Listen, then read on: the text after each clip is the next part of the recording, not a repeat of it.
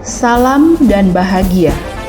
Bapak Ibu guru hebat, saya Findri Astrid Baren, Sarjana Pendidikan, guru bahasa Inggris dari SMA Negeri 2 Kota Mobagu, calon guru penggerak Angkatan 9, Provinsi Sulawesi Utara, Kota Mobagu. Izinkan saya membagikan karya saya dalam bentuk video presentasi mengenai pemikiran Ki Hajar Dewantara dalam relevansinya dengan konteks diri murid dan sosial budaya di daerah Kota Mobagu. Filosofi pendidikan Ki Hajar Dewantara. Apa saja pemikiran Ki Hajar Dewantara tentang pendidikan? Yang pertama, pendidikan dan pengajaran adalah dua hal yang sering digabungkan sehingga menghilangkan makna aslinya. Pengajaran adalah suatu cara menyampaikan ilmu atau manfaat bagi hidup anak-anak secara lahir maupun batin, sedangkan pendidikan adalah tempat menaburkan benih-benih kebudayaan yang hidup dalam masyarakat sekaligus sebagai instrumen tumbuhnya peradaban. Yang kedua, sistem Among. Sebagai bentuk dari pendidikan yang humanis, Ki Hajar Dewantara memperkenalkan sistem Among, yaitu Ingarso Sung Tuludo, yang artinya seorang guru harus memberikan contoh yang baik. Ing Madia Mangunkarso, artinya seorang guru harus membangkitkan semangat murid-muridnya. Dan Tut Wuri Handayani, yang artinya seorang guru haruslah memberi dorongan atau menjadikan murid-muridnya mandiri. Yang ketiga, pendidikan adalah tuntunan dalam hidup tumbuhnya anak-anak. Tujuan pendidikan adalah menuntun segala kodrat yang ada pada anak agar mereka dapat mencapai keselamatan dan kebahagiaan yang setinggi-tingginya, baik sebagai manusia maupun anggota masyarakat. Murid hidup dan tumbuh dengan kodratnya sendiri. Hidup dan tumbuhnya murid di luar dari kecakapan dan kehendak guru. Guru hanya bisa menuntun hidup atau tumbuhnya kekuatan-kekuatan itu dengan mengerahkan segala daya dan upaya untuk memajukan perkembangan budi pekerti, pikiran, dan jasmani murid agar dapat memperbaiki perilakunya. Contohnya hidup tumbuh-tumbuhan.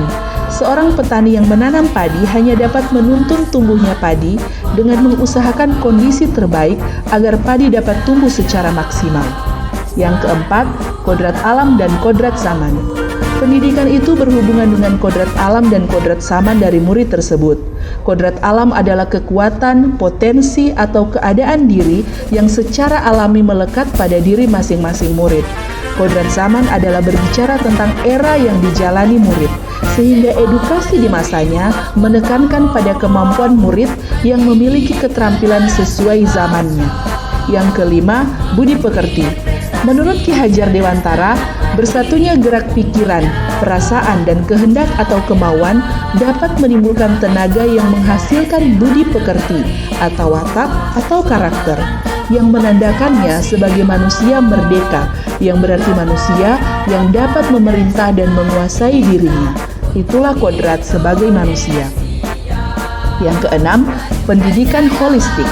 Pendidikan holistik adalah pendidikan yang melibatkan olah pikiran atau olah cipta, memperhalus budi pekerti atau olah rasa, menguatkan kemauan atau olah karsa, dan menyehatkan jasmani atau olahraga. Keseimbangan ini dapat membuat murid berkembang dengan baik, sekaligus dapat menjadikannya manusia yang merdeka, yaitu manusia yang dapat bersandar atas kekuatan lahir dan batinnya sendiri. Konteks diri murid dan sosial budaya daerah Kota Mobagu. SMA Negeri 2 Kota Mobagu berada di wilayah Kota Madia, Kota Mobagu, Provinsi Sulawesi Utara. Mayoritas penduduk Kota Mobagu berasal dari suku Bolaang Mongondo.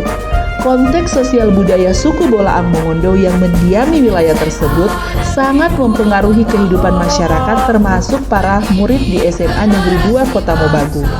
Salah satu kekuatan konteks sosiokultural di daerah Kota Mobagu yang sejalan dengan pemikiran Ki Hajar Dewantara adalah budaya mototompiaan, mototabian, bomototanoban yang bermakna saling memperbaiki, saling menyayangi, dan saling mengingatkan. Budaya ini sesuai dengan pemikiran Ki Hajar Dewantara terutama dalam konteks budi pekerti. Sejalan dengan slogan Mototompiaan, Mototabian, Bomototanoban, masyarakat Kota Mobagu juga memiliki budaya Moposat atau budaya tolong-menolong atas dasar kerjasama. nilai yang terkandung dalam budaya tersebut merupakan contoh yang relevan mengenai kontekstualisasi dari pemikiran Ki Hajar Dewantara, terutama dalam konteks budi pekerti. Lalu bagaimana SMA Negeri 2 Kota Mobagu mengimplementasikan pemikiran-pemikiran Ki Hajar Dewantara yang relevan dengan konteks diri murid dan sosial budaya di Kota Mobagu? SMA Negeri 2 Kota Mobagu mengimplementasikan pemikiran-pemikiran Ki Hajar Dewantara dengan melakukan kegiatan-kegiatan yang melibatkan perencanaan dan pelaksanaan pembelajaran yang sesuai dengan kebutuhan murid dan ditujukan untuk pengembangan budi pekerti murid. Contoh kegiatan-kegiatan tersebut adalah: pertama, pelaksanaan asesmen awal pembelajaran kognitif dan non-kognitif yang dilakukan di awal tahun pelajaran dan pada setiap awal tujuan pembelajaran baru di kelas. Kedua, pelaksanaan pembelajaran berdiferensiasi di kelas. Ketiga, pelaksanaan proyek penguatan profil pelajar Pancasila. Keempat, pelaksanaan kegiatan ekstrakurikuler di sekolah.